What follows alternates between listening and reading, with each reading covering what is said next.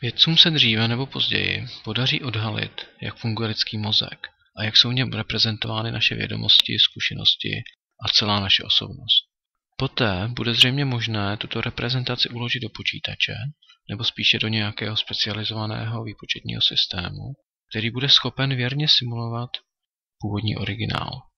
Tímto způsobem si někteří lidé představují, a jsou mezi nimi i vážení vědci, že bude možné, poté co rozslouží původní tělesná schránka, přenést celou osobnost buďto v podobě avatara do simulovaného virtuálního světa, nebo do útrob humanoidního robota.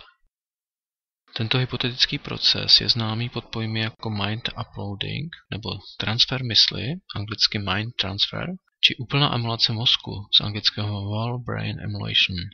A již v letech 1955 a 56 se o něm zmiňují tehdejší autoři science fiction Frederick Paul, Isaac Asimov či Arthur C. Clarke. Dnes, po více než 50 letech, mají vědci k dispozici takové nástroje, které jim dovolují mozek mapovat neuron po neuronu, synapsy po synapsi a pronikat do principu jeho fungování. Kdy ale bude možné uvedený proces realizovat, zatím nikdo netuší.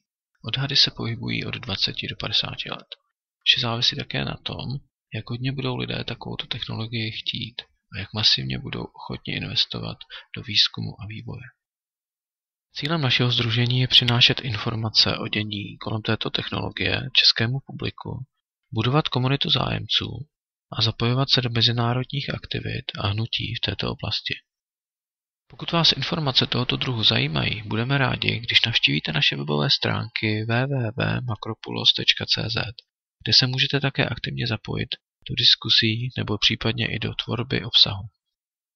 Uznáte-li, že naše činnost si zaslouží vaši finanční podporu, platební údaje naleznete zde nebo na našich webových stránkách.